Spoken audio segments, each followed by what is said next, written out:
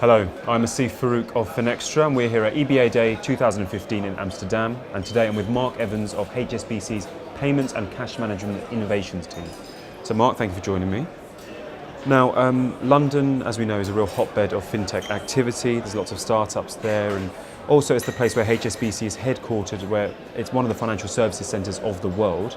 So why is it important that fintech companies work with banks, and also for banks to be working with fintech companies? Yeah, on behalf of the banks, it's very important to recognise that banks are responsible for a large part of the financial services infrastructure in terms of payments and accounts and so on.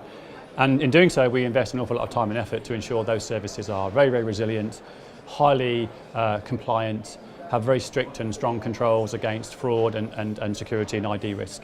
And consequentially, fintechs can take advantage of that. They don't have to spend the time investing in those large-scale infrastructures. They can work with banks, partner with banks to really take advantage of well-established and existing schemes. On the opposite side, why would a fintech want to work with us? Well, because we have such a deep knowledge around areas that they don't, such as compliance, such as KYC, such as regulatory matters, we're able to really help them hit the ground running in areas where ordinarily they'd find it very, very hard to build up expertise or to buy in expertise. Okay.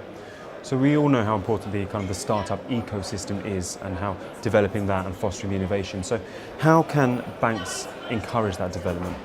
So I think two things really spring to mind. One is banks have to work hard technically to be confident to expose their capabilities to that ecosystem. And by that I mean being very open, developing API strategies in order to turn some of the systems inside out so they can be consumed by third parties. And to do that in a way that is very, very flexible and does not put any unnecessary burden on their own infrastructure. That's super important, and there are certain regulations coming in the coming years which will almost mandate that for a large number of banks. PSD2 comes to mind. Secondly, banks need to, and some already are, begin to foster the ecosystem within which these fintech companies thrive. That can be anything from offering coaching or mentoring to perhaps providing some kind of financial support to help some of these companies get off the ground. And I think there are three characteristics which banks are looking for when doing that. One is, are there companies out there that really excel in a certain area that, when added to the bank's capabilities, deliver something new and interesting that the banks ordinarily would not be able to do themselves?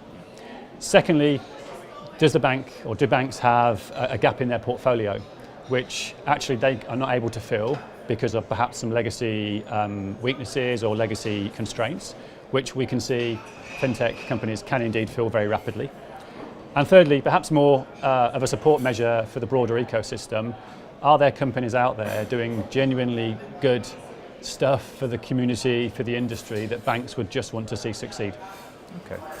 So a lot of the innovation we've seen in recent years has been due to interbank collaboration.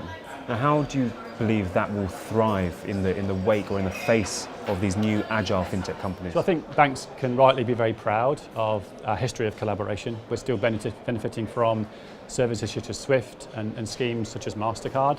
We've recently seen the emergence of common bank-wide XML standards to support payments, and consequentially our customers are benefiting from common interfaces with the banks. That's a tremendous advantage for our clients.